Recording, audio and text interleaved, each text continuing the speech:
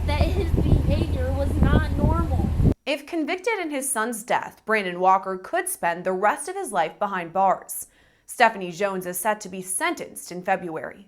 Switching now to Rhode Island, where a First, new information on a story we've been following since March. New audio and police body cam video released from the day 8-year-old. Y'all see how fake them people are? That's crazy. That is literally crazy. Navin Jones died at his Peoria home. His parents arrested and charged with Navin's murder just hours later. And now WMBD has obtained the arrest video and the 911 phone call that Navin's mother, Stephanie Jones, made to police. The original call came 10 minutes after she says she found her son unresponsive. And our Durante Matthews obtained that footage. He joins us live with the video and the audio never before released on TV. Durante. And Shelby, Mark, the audio is very hard to listen to, but one thing does jump out, something that even the state's attorney brought up. It's nearly a minute that passes between the start of the phone call and mother Stephanie Jones telling the 911 dispatcher that her son is unconscious. How long ago did you find him? Maybe 10 minutes ago. A distressed call on Tuesday, March 29th, coming from this house on 1717 North Gale Street in Peoria. How old is your son? 8. He's 8? Yes. Details the final day of 8-year-old Navin Jones. Ma'am, what's your name? Stephanie Jones. For the first time, you're listening to this newly released 911 audio WMBD obtained. You can hear the voice of 35-year-old Stephanie Jones calling police to report her son is unconscious and not breathing. Only she doesn't start with that crucial information. Tell me exactly what happened. My son, since I got him from his grandmother's after she threw him out, he's been doing a lot of really weird things, like drinking his own urine. He's pooped all over the house, smearing it everywhere. Almost 1 minute into the call, Jones is asked why she's calling for help before she finally reveals what's wrong. What's happened today? I went upstairs because I hadn't heard from him and found him unresponsive on the floor. Is he breathing? No. On the call, you can hear Jones being instructed how to perform CPR before help arrives. But ultimately, Navin was pronounced dead that day just before 8 p.m., weighing 30 pounds, thin, with sunken eyes, sores on his back, and ligature marks. His parents, Jones, and 40-year-old Brandon Walker, both in handcuffs before the night was over. You don't have anything on you at this time? Both parents accused of abuse and neglect are now charged with 6 counts of first-degree murder and have a $5 million bond. Both have pled not guilty. And another interesting note from the audio, Jones says twice that Navin's grandmother, quote, threw him out, end quote. But DCFS records report the grandmother gave both Navin and his older brother to Navin's parents while she went away for a family emergency, and both parents refused to return both boys to their grandmother when she came back. Now you can find that entire DCFS report. This is a special. Disbelief in the background is Brandon Walker. Oh my God. Crouched down crying on the steps is Stephanie Jones. In just a matter of hours, these two went from mourning parents to murder suspects in the 2022 death of their 8-year-old son, Navin Jones. What we're going to do is we're going to go down to the police station. For the first time, you're seeing police body cam footage of the aftermath of Stephanie Jones's 911 call when she found her son Navin unconscious. What's the address you need the ambulance at? 1717 North Gale. But instead of immediately telling police what was wrong, she spent the first part of that urgent call blaming Navin's grandmother, who was his legal guardian at the time, for her son's alleged odd behavior. My son, since I got him from his grandmother's after she threw him out, he's been doing a lot of really weird things, like drinking his own urine. It took her nearly 1 minute to tell dispatchers that Navin was cold and lifeless. What's happened today? I went upstairs because I hadn't heard from him. And I want y'all to think about this, and let me see if I can show y'all this note again. Give me a second, let me find it. She said, I don't know what's wrong with him. I don't know why he's trying to consume his own bodily fluid. When you have a note like this that literally says, do not give Navin any food or drinks.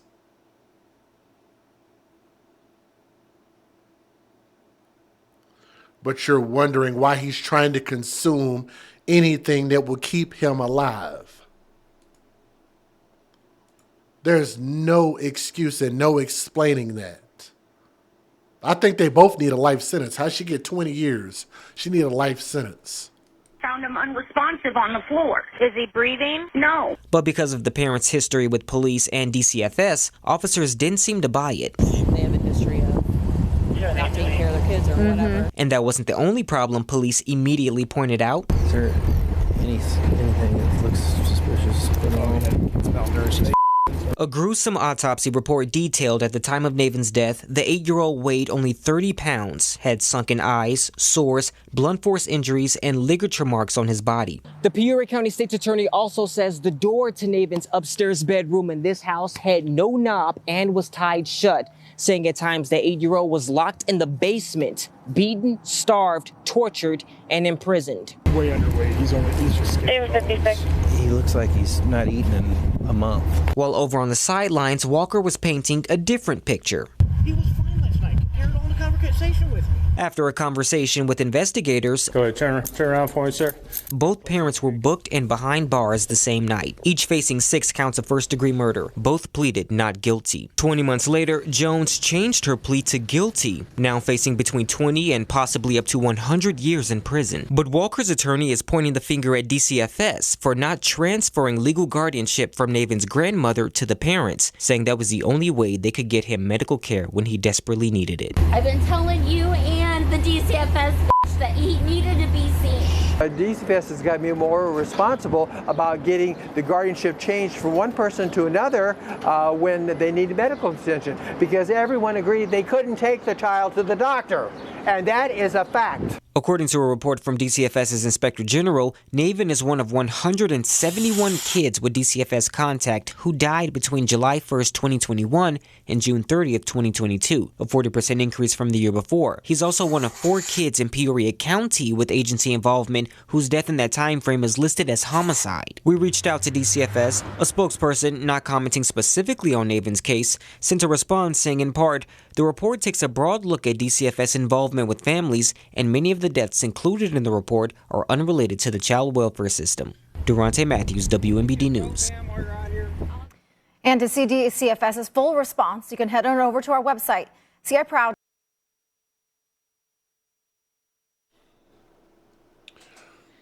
At this point, I don't see anybody in DCFS in Cuyahoga County, in the whole state of Ohio.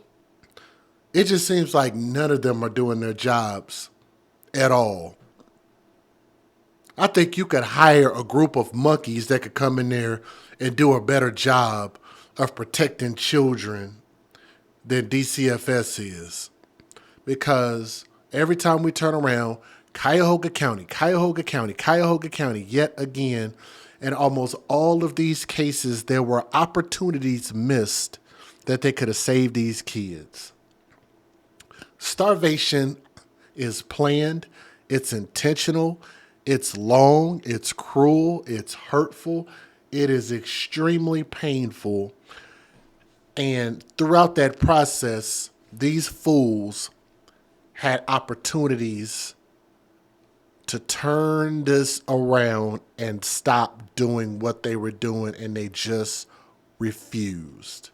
And because of starving him to death, I believe that they should be sentenced to the same sentence in prison forever, permanently. Why would you give them anything less than that? I think that's the least you could do. Give them an opportunity at release or parole for what? So to the courts, I would ask you to consider that. Thank you guys so much for listening to Navin's story. It's just, just justice ain't going to be hard enough for this boy and what he went through. So, young Prince, very, very sad. R.I.P. Thank y'all for listening. Leave a comment in the comment section and let me know what you think. And share his story, because more people need to hear about this. I don't think a lot of people even know what this story is. So please share it and share it from our channel. Thank you.